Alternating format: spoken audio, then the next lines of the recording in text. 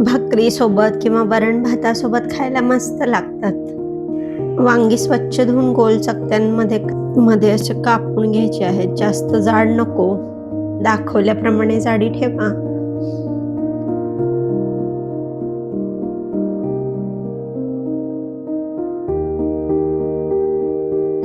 Pan गरम करायला ठेवला आहे. चमचाभर तेल आपण टाकून सगळीकडे पसरवून घेऊया. आता काप ठेवून घ्यायचे आहेत. 2 मिनिटे भाजून घ्यायचं आहे.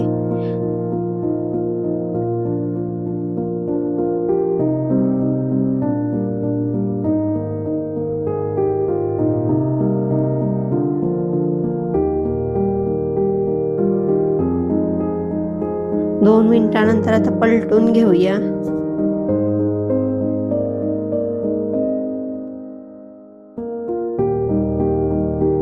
परत थोडंसं तेल टाकून ती बाजू 2 मिनिटांसाठी भाजून घ्यायची आहे.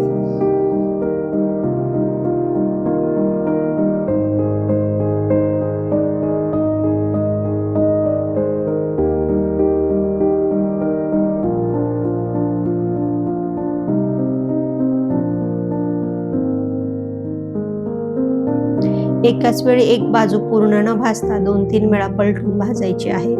म्हणजे वांगी व्यवस्थित भाजली जातात आणि जास्त कोरडीही होत नाहीत.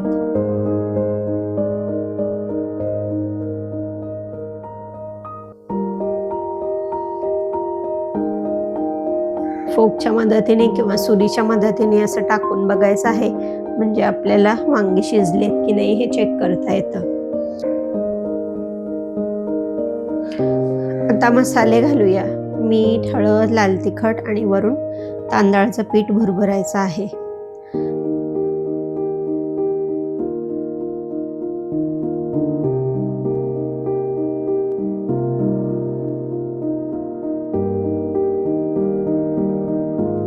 तांदळाच्या पिठामुळे मसाले करपले जात नाहीत.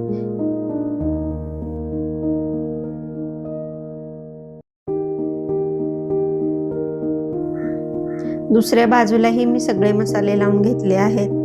आता जास्त भाजायची गरज नाही. थोडंसं परतून लगेच काढून घ्यायचं आहे.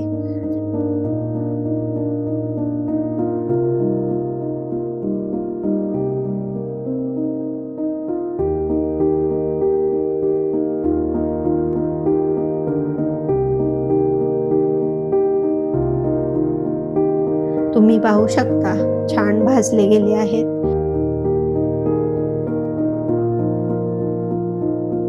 सजावटीसाठी मी वरून कोथिंबीर घातली आहे.